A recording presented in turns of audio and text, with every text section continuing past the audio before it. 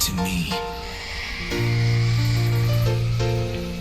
Deadlock is full of profoundly sad characters. Pocket has daddy issues. Mina was assassinated on the night of her arranged marriage, which is a rough way to enter adulthood, girl, I'm not gonna lie. And Victor, oh, where is my father? Who am I? I'm in constant pain. Yeah, so are all of us, Victor. You're not special. Vindicta was literally burned at the stake. A stake? Holy shit. Despite all the cast's various baggage, I'm gonna show you why Gray Talon is by far the saddest character in Deadlock. Sometimes you wanna go where everybody knows your name, and they're always glad you came. You wanna be where you can see our troubles are all the same. You wanna be where everybody knows your name. This will be a story to tell the grandkids. This will be a story to be remembered. Gray Talon's full name is Wesley Gray Talon. Fucking Wesley. He is a founding member of the Baxter Society, an elite group of monster hunters that I'll get into in a minute. Gray Talon spent close to 40 years hunting monsters with these people before deciding to retire and find a replacement, which a lot of people speculate to be Shiv. And what a great replacement that would be. His work cost him his family life. The official story says his duties meant he never spent much time with his wife and kid. While most dads went out to go get the milk, he went out to go get the monsters. And once his son was fully grown and started his own family, Wesley realized that this was likely his last chance to reconnect with his son and his new grandkids. When I say Gray Talon spent close to 40 years hunting monsters, I want you to start picturing the kind of life that actually looked like. Because that is not a normal job. That is not, sorry honey, I'm late at the office working because my boss is a dick. That is disappearing for 3 weeks on end because someone's corpse was found in a reflection pool in Portugal or Denmark. It means sleeping in shitty inns, eating like garbage, getting half your information from drunks, priests, and town guard who's running around like a straight up D&D player. Enough years of that probably does something to a man, probably changes you.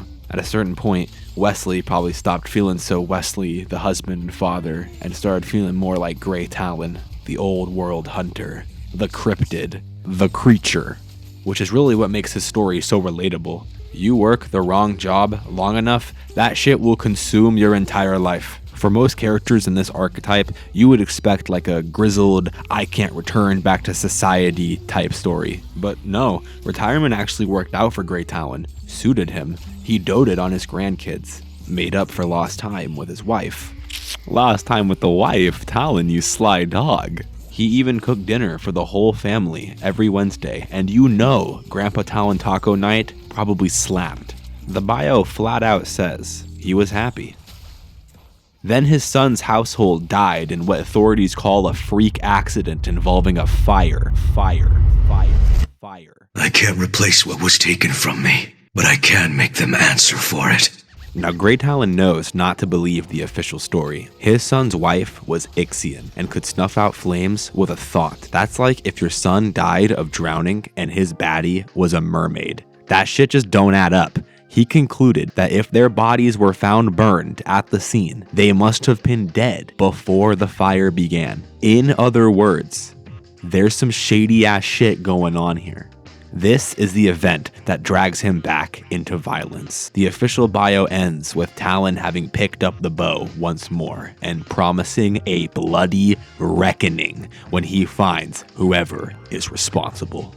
God damn! Not everyone is wired this way, but for some people, the only thing worse than something bad happening to you is something bad happening to someone you care about. Something maybe you would have been tough enough to take, but they were not.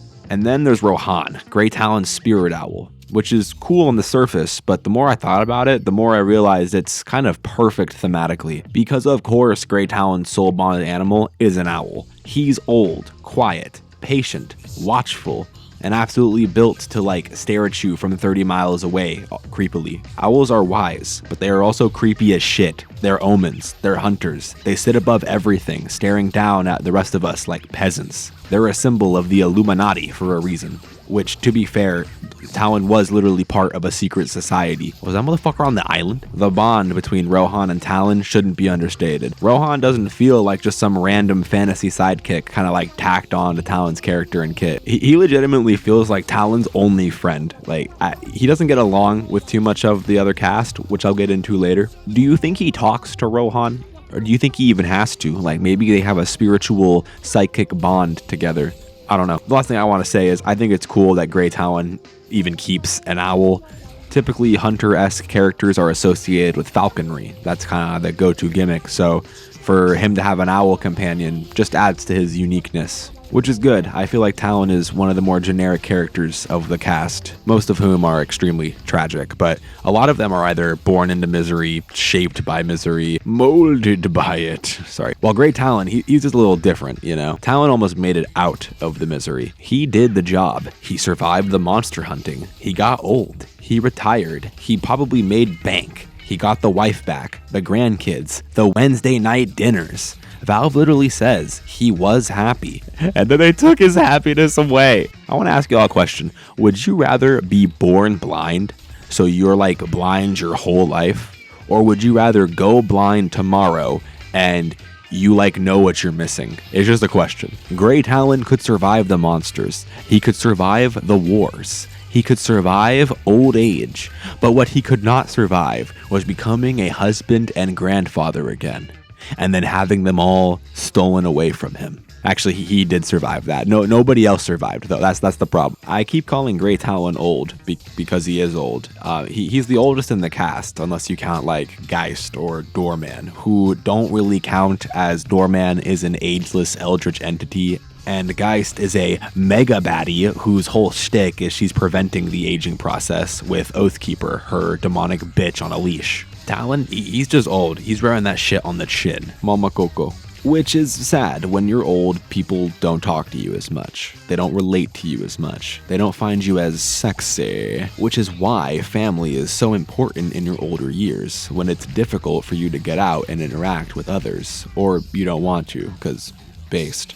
Some old people literally never leave the house, so their family is the only people they ever talk to, the only people they have. From most of the cast's perspective, it's pretty hard to get a read on the guy. Kelvin basically tells him rage will not bring his family back, and Gray Talon basically tells Kelvin to go fuck himself. All that rage won't bring your family back. You don't know me. You don't know my family, and I'm willing to bet you don't know what real loss feels like. So kindly keep your dime store platitudes to yourself.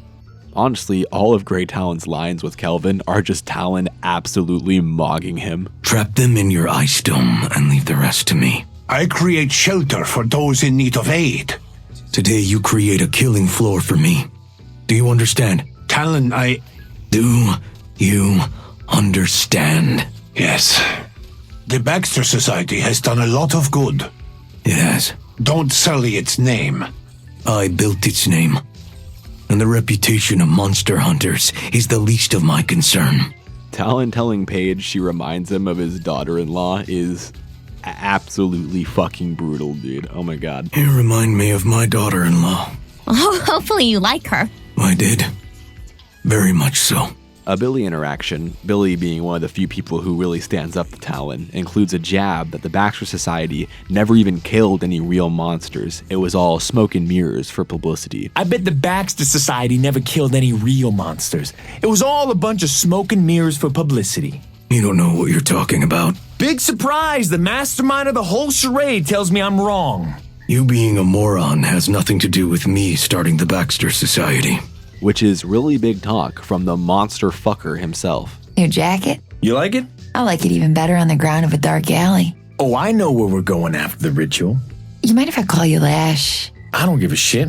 God, I am so fucking jealous. Gray Talon is the saddest character because at the end of the day, this dude spent 40 years becoming a legendary monster hunter. And when his family needed protecting most, none of it meant shit. Not the Baxter Society, not the old man wisdom, not the spirit owl, not the bow, not the catching up with the wife. Oh, none of it. He gave his whole life to becoming a weapon, and in the end, that weapon wasn't even there. I like to think about what Gray Talon's life even looks like nowadays, day to day in modern Deadlock, because this is not a man who clocks out and comes home to catch up on fucking Friends reruns. I imagine Talon lives like an old hunter who never fully came back from the woods. Quiet, bare minimum furniture. Probably wakes up at some insane old person hour like 4:30 a.m. I imagine he still trains, still checks the bow. Maintenance is important. They're both getting up in years. Still runs through the same motions he's been going through for decades, because routine is probably the only thing still holding him together in this mundane trudge through life. Gray Talon already got a glimpse of the peaceful version of his life, his good ending, which is why him getting recruited into the ritual matters so much. Because unlike some of the other weirdos in this cast, Gray Talon is not fighting for power, glory, some abstract magical bullshit that's going to be just a better tomorrow for him. He knows exactly what he is fighting for. All this in mind, Gray Talon's wish is obvious. That question brings us to modern day Deadlock. Gray Talon has been recruited to help either the Hidden King or the Amber Hand complete the ritual. So Gray Talon grabs his bow, his spirit buddy Rohan, and sets out for one last hunt.